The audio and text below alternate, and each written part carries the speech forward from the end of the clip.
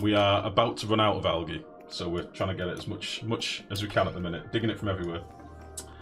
Wait, Sarah, who? Thank you for the follow. Morbid Dinosaur, thank you for the follow. Watermelon, thank you for the follow, buddy. Fernandes, Flist Vetril, thank you. Follow spam indeed, thank you. New friends, I know, it's lovely. Welcome to the stream, guys, genuinely. Maybe give us a tour of your base. You're probably right, Mid, I should do that. Apologies for the mess. We have a lot of clutter on the ground at the minute. Elka's lolololol, thank you for the follow. And Hikari-chan, 73, thank you for the follow. Yenda, good evening. So, we are nearly 200 cycles in. We have done a lot of procrastinating, I have to say. But, really quick tour.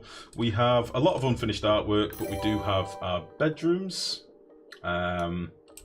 We are currently running a 16 dupe base. We have done quite a bit with the jobs, as in we've got a lot of people leveled up and stuff, and we've taken people off roles and put them back and stuff. Ice Fox, and thank you for the follow, and Coat C666, thank you for the follow. Really impressed you have a base this large, still running on no algae, no sarcasm at all. That's how I play. Sailing close to the wind, Morbid. So much hydrogen. Yes, we have quite a bit of hydrogen in the base, but there is a reason for that. I'll explain in a minute. So yeah, we've got 16 dupes. We are sort of cross-training them as much as we can, so we get dupes doing different roles. At the moment, I've got a bit of a hypothermia outbreak because I'm trying to build an electrolyzer setup in this ice biome. We're going to use the thermonullifier and hydrogen system to sort of cool our oxygen production. That is the plan. But yeah, bedrooms. We've got a little med base set up. I should probably show you the rooms overlay. So we've got our bedrooms. We've got our recreation room, basically massage tables. We have 2 med bays. We've got mess rooms, which I'm about to rejig around and move them. We've got our latrine. We're still on polluted dirt latrines as well, as in outhouses, so they need to be changed. We've got our mushroom farm down here, which is sort of managed with access, so we can only let people in to fertilise and stuff.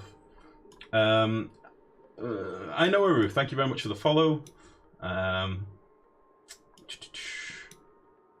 Thank you very much. Oh yeah, Discord. I should probably mention, guys, if any of you are interested, drop by the Discord. We do have a community Discord. The link is just there in the chat. You're more than welcome to come by and post your pics and builds and questions and tips and stuff, anything like that. More than welcome. What else do we have? We were living for a long time on mealwoods, so we do still have some mealwoods in here. We turned the priority right down on them, so we stopped them being fertilised, but they're now back to being fertilised because our food dropped a little bit. We've got some fridges down here. We have our starting water that we've still kept, and then we've got an overpressurised dirty water tank down here, which has got like 13.5 tons, 17 tons per tile. This is our dirty water. We've got a chlorine-filled storage room that I'm sort of still in the process of tinkering, and then we've got some other little rooms down here that I'm going to use for storing excess gas. So excess carbon dioxide, excess chlorine in this one, and then excess natural gas in this one. What else do we have? We've dug down to oil, but we've just basically stolen whatever little bits of oil we could find that was cool for our water locks. Water airlocks indeed, Fernandes, definitely. Do you have sights on any geysers yet? I do, Morbid. We have one geyser that I've capped up here, a steam geyser. He's currently just supplying a bit of water to our toilets and sinks. Eventually we'll set up all of our toilets, but I've not really done much with it yet. Wastewater basically goes down into this tank where we overpressurize it with a bit of oil. So that's that. We do also have a natural gas geyser that we've just found up here, which I need to cap as soon as possible, so we'll do that shortly. But the main focus at the minute is getting this electrolyzer room built. That's the next plan. So it's more just getting a bit of algae to survive whilst the electrolyzer room's being built. Power-wise, we're just running off coal gens at the minute on a smart battery. Smart batteries, by the way, Clay, top-notch. Absolutely love it. Really good. As you can see, our power demands are reasonable at the minute, so... Death of Barney, thank you very much for the follow. And welcome to the stream. Genuinely, guys, really appreciate this. CK, good evening. Long time no see, buddy. How are you?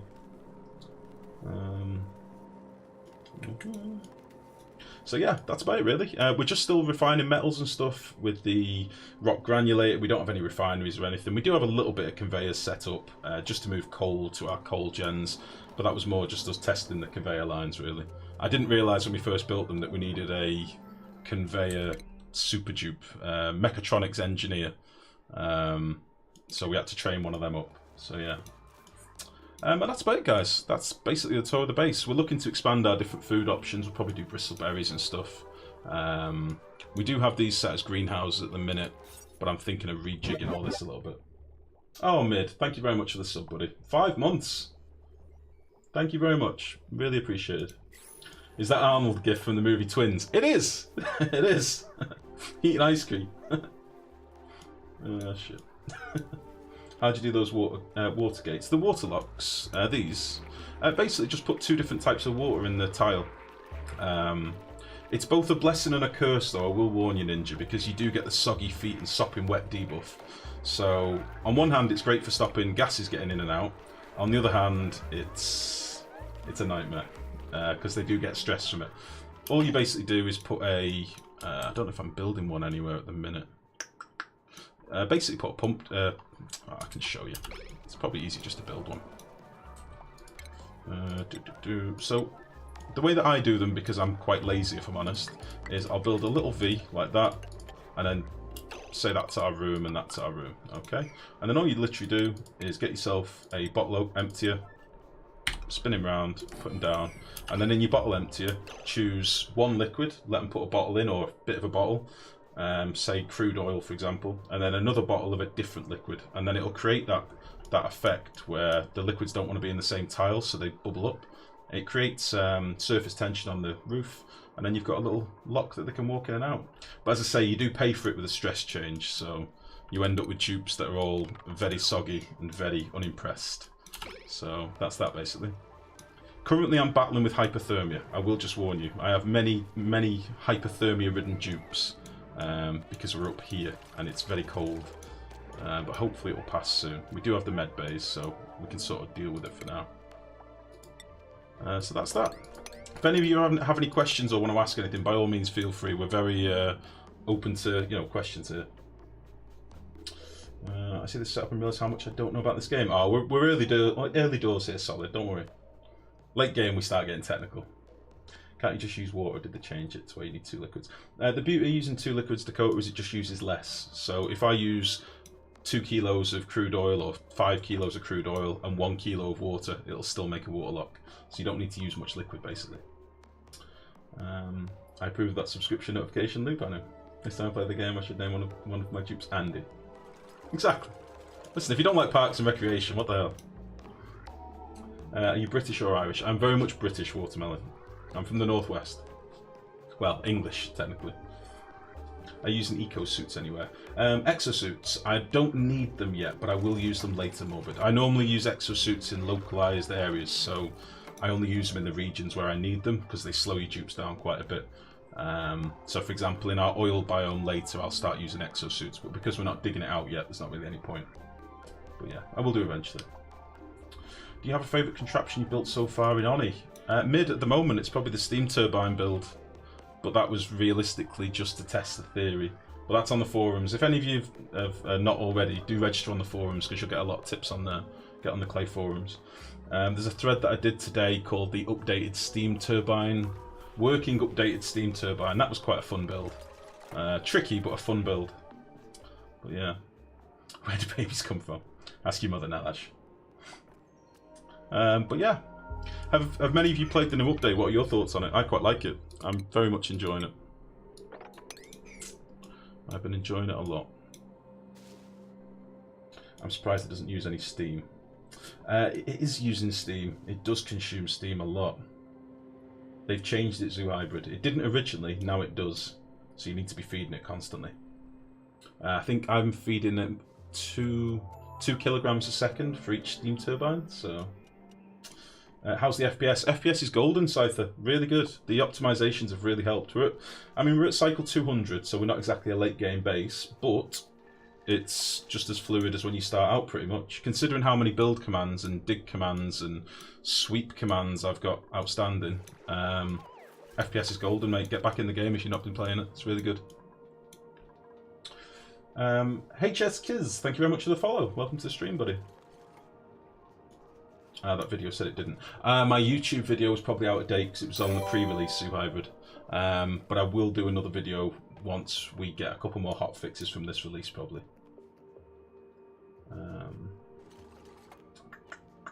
think I like the update, but to be honest, I have no idea what I'm doing in this game. Well, just keep playing, Magnus. The more you die, the more you'll learn. That's how I've learned, basically.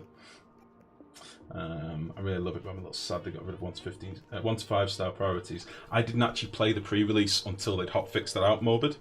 So I don't normally play pre-releases right at the beginning because things are very much subject to change. So I wait for a couple of hotfixes normally. But yeah, I did see a lot of people were a bit mixed emotions about it on the forums. I did see that. I figured they would fix up the fertilizer rates more before release. Fix up the fertilizer rates. How do you mean, Rizzy? And welcome, by the way, buddy. First time I've seen you in my stream, buddy, for a long time. Fix the fertilizer rates. I was hoping there was going to be a thermal switch that could go above, 200, 300 degrees. That's what I was really hoping for. An abyssalite coated thermal switch to, deal with all this super hot steam we're dealing with.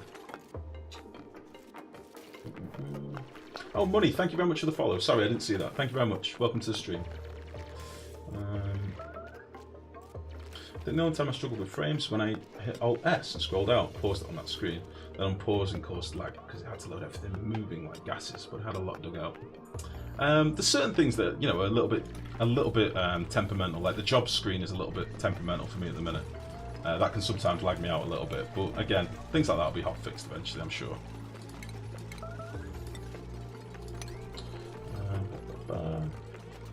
Oh, water consumption rates. Yeah, I did notice that.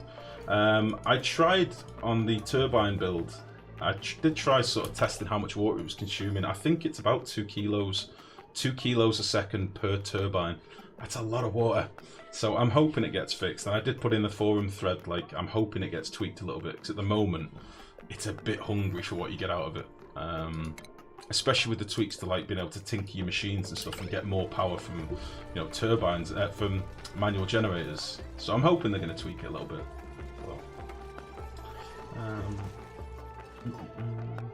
I had a great mid-game base that was running my electrolyzers in the ice biome. I piped in the O2 with Abyssite, but it was just too cold to maintain. Is the answer to not use Abyssite pipes and let it warm up a bit on its way? I killed all my plants. Oh, you mum, unlucky. Well, what I'm going to do here to explain, I'm not going to cool this room as such. I'm going to let it self-regulate. So what I'm going to have in here, just to give you a bit of a close-up, I'm going to have 3 electrolyzers, a pump above, a pump below. Okay. Now down here we've got an anti-entropy thermonullifier. So for those of you that know, basically you pump in 10 grams a second of hydrogen and it cools its surrounding area. So what I'm going to do is take my hydrogen and my oxygen and pump them into 2 separate rooms because I don't want to cool my hydrogen. Okay. I only want to cool my oxygen. Hydrogen can be whatever temperature, I don't care. We'll take that hydrogen, put it in a separate room, and then we'll use that for power later. And we'll probably use it for some cooling systems and stuff as well. We'll pump some in here to begin with. The oxygen then can go into a separate room that we will then cool. And we'll cool the oxygen to a temperature that we like, and then we'll toggle off our nullifier. That's what we'll do.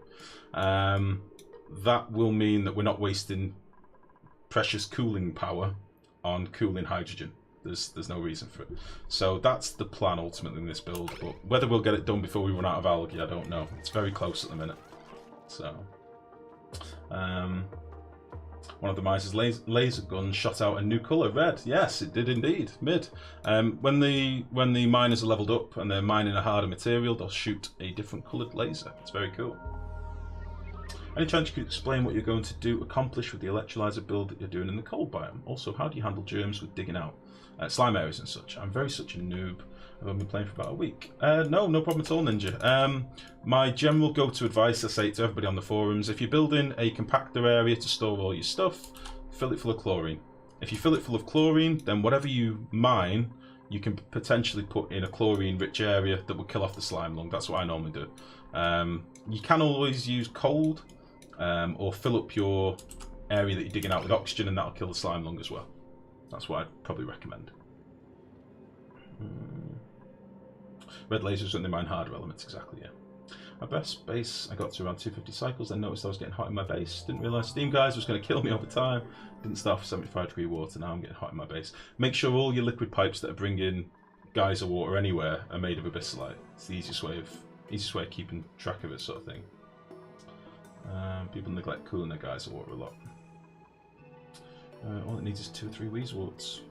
Yeah, I think I'm probably going to do an aquatuna build on my geyser in this playthrough, because we do now need cold water for plants. So yeah. Sorry, Dakota. Thank you very much for the follow. Welcome to the stream. Got people suffocating. Don't click that link he sent to virus. Oh jeez. What is this? Do you have a mod? Please block the link. I can do that. How about done.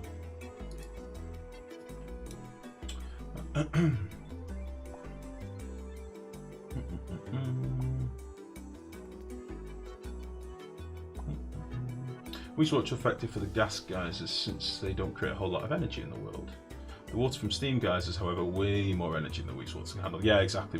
I've seen a lot of people doing there is a thing at the moment that a lot of people on the forums are doing, and I don't. It's existed in this game for a long time. Raptor, thank you very much for the follow. Welcome to the stream, buddy. It is the trickle cooling over the lip of a tile to cool the water in a big mass. I try not to do it, but it's something that is still very much a part of the game. I think the easiest way for me to cool water to the temperature I want is with an aquatuna paired with a teppidizer. So say, for example, you want 16-degree water, pump your water through an aquatuna into a separate chamber, and then have a teppidizer in there to get it to the exact temperature you want. That's how I would do it. That's how we used to have to do it when crops had a very specific margin for yield. Like it was, what was it, -2 to 3 degrees for bristle blossoms or something like that. It was really a really small window. So cool your water down first, then gently warm it back up to where you want it to be. So a steam turbine's just not viable anymore. Right, I'll tell you what I'll do. Let me just pause this a second. I'll jump onto the steam turbine save and show you. Give me 1 second, and I'll explain the problems that I found with it so that you don't make the same mistakes. Okay. I will probably do a video on this in the next few days, but for now, there's too many changes happening. Ninja Zonza, thank you very much for the follow. Welcome to the stream. Put 3 in the same room and water eventually went to 0 degrees C. Zoo Hybrid, you can with Weezewort if you've got your water level at the right level and you're using the drip off into a tiny pool of water trick, the surface level trick. It's the same thing that's been around for ages. But yeah. Okay. So this is the derp bind. This is what we were talking about earlier. Okay. Now I'm not in debug, so I can't do very much, but this was the steam boiler basically. So what I did here is similar. It's a similar thought process to what we're doing with the hydrogen and the oxygen in our electrolyzer build. What we've got here is a tank of hot water. So imagine water that you've preheated with a teppidizer, okay, or geyser water straight from your geyser in a tank, and then this is being dripped into a hot plate, basically. Underneath the hot plate, we've got some teppidizers, and the teppidizers are just basically overspinning. They are being tricked, basically. I'll explain now. We have some automation behind the scenes that's basically tipping them on and off. Oh, Ice Foxen, thank you very much for the sub, buddy. Much love. Thank you very much. Yeah, our pump is basically pumping in 2 kilos a second of water, okay, from each valve. So we're pumping in 4 kilos a second of very hot water. It's like 100 degrees, 98, 100 degrees. It gets split over these different valves and then gets instantly boiled in here. Now, what was basically happening before is that my teppidizers were constantly spinning up, and when they were spinning up, they were cooking off the steam. Unfortunately, it's too hot in here to normally have a pump, so what we had is some mechanized airlocks that are pumping my steam down here. Okay, so they pump the steam down into this chamber down here.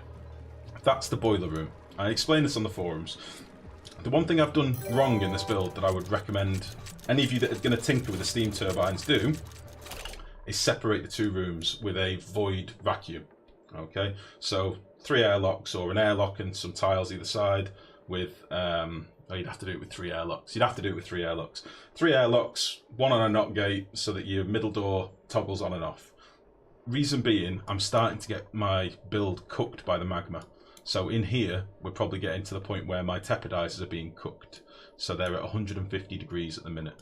and that heat is coming from down here in our cooker room. So I'll explain now. The steam gets pumped from this top chamber. Okay, so you're going to see it happen now. This will shut in a second. It'll pump the steam down into the second room, which is the boiler room. Okay. Okay, so there. Now our steam is down here. Now, at different intervals throughout the day, this central column is going to do the same thing. It's going to collect the steam that's up here currently being cooked, send it down this middle chamber, and pump it out into these little side vents here. Okay? So that should happen in a second. Now you'll notice our magma has now turned to igneous rock. However, that's fine. The igneous rock is still at 700 degrees, right? So when it gets to below like 300-ish, dig it out, and then you can just get a dupe to deliver some more. So here's our central chamber now. And what this is going to do, if we look, this door is currently shut. And then this will pump down here, compressing all our steam. This will open, and then we get our steam pumped into here. So we're currently sat on like 500 kilos of steam, 500 kilos on this side, 600 on this side. The steam moves around a little bit strange. That steam is then going under our turbines, and then in here we normally have magma.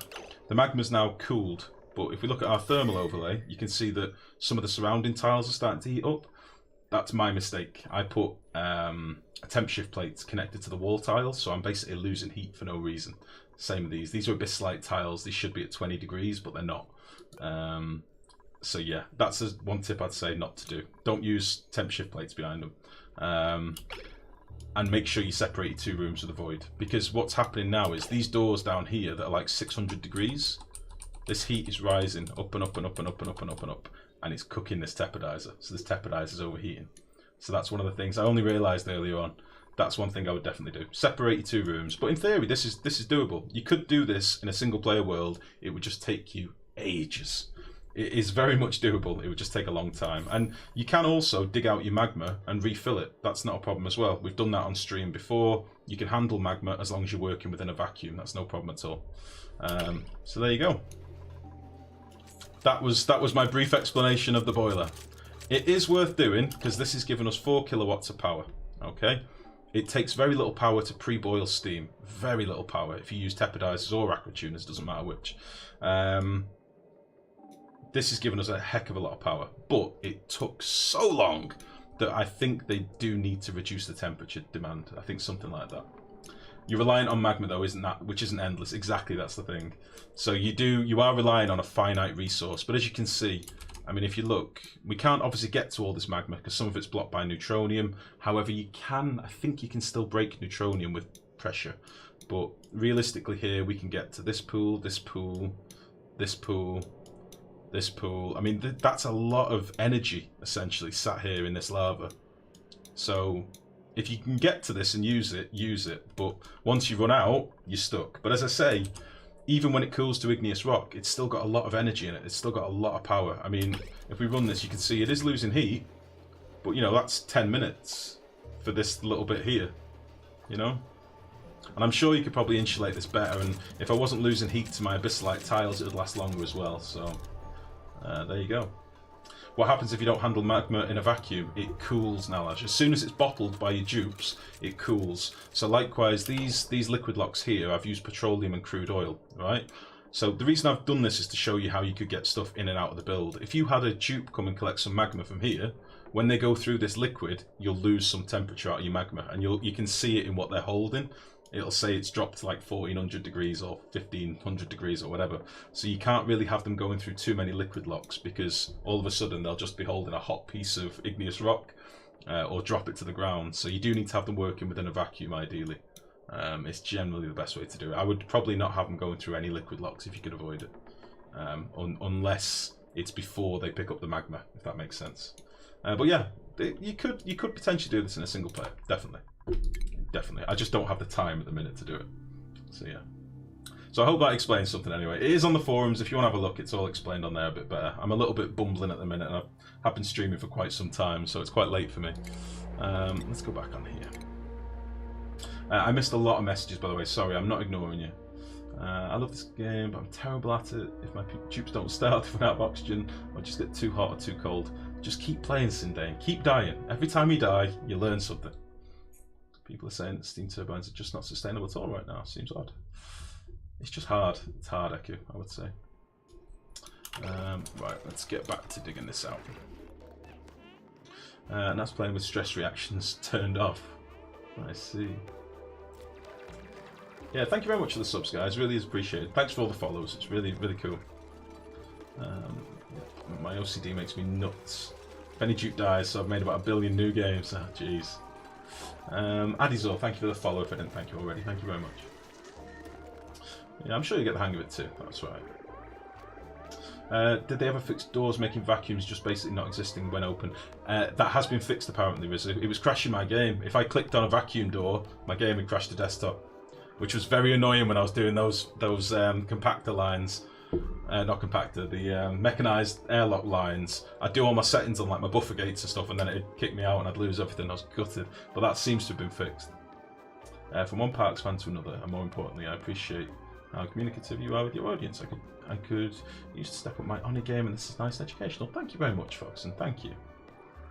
And I'm very much a Parks fan. Very much. Fisho Tuka, thank you very much for the follow. Welcome to the stream, buddy. How the devil goes it? Cool. Thank you very much. Thanks, guys. I wonder how long this setup would last, given the magma limit. Quite a while still, I imagine. There is a lot of magma on the map. Yeah, there is a lot. I really like the ability takes into account pulling it off in a real game. There's no point doing something in debug that you then genuinely can't do in a real game. Like, debug is for testing theories. It's not for playing the game, really. Or, for me, it isn't anyway. So I like to do everything in, you know, in a way that it can be potentially built. Enrage, good evening. How are you? Good to see you.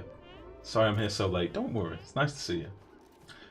Thanks for that's crazy. Probably just more beneficial to use other power sources for space and resource involved, though. Yeah, totally. The only benefit of it is if you get to late game in your colony and you've got a spare guys who are doing nothing, you know, you're not using the water for crops or whatever, then it's a way of using up a resource that's sat there doing nothing.